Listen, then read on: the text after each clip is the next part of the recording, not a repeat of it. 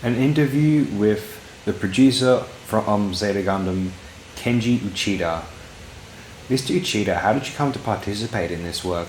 I'd previously been working at Sunrise as a production assistant, and Zeta Gundam was the first work I was ever responsible for as a producer. I was 30 years old. Before that, I'd been involved with a series of director Tomino's works, from Blue Gales, A Bungle, and Aura Battler Dunbine to Heavy Metal L Game.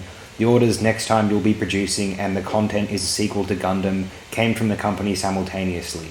So I'd suddenly be experiencing the hardship of creating a sequel to a work, First Gundam, which had created a tremendous movement, and the hardship of working as a producer both at the same time. Of course, the honest truth is that at the time I was so busy with work that I didn't even have time to realize how difficult it was. What was your impression when you first heard they were making a sequel to Mobile Suit Gundam? I joined the project at a very early stage when planning was just beginning, so my first impression was fresh surprise at the fact that the story was set 7 years after First Gundam and that the main characters were being replaced.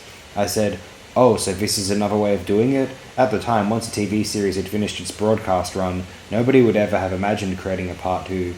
So rather than a sequel, it felt like we're making Gundam all over again. How enthusiastic was director Tomino at the time?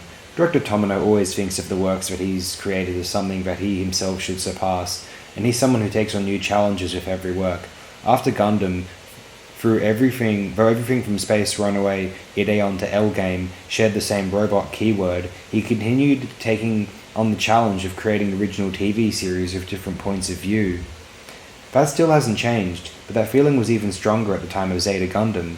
When it was decided that a Gundam sequel would be made due to Sunrise's business situation, I imagine the director had mixed feelings. In a sense, it was a job that would limit his own future possibilities, but once he'd taken it on, he wanted to make something different from the previous work, and because he wanted to make something more than that, I felt a kind of determination from him that I have to undertake this.